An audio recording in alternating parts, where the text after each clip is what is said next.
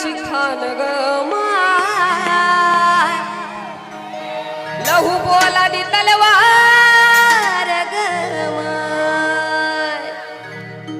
अन्न साहित्याची खान ग माय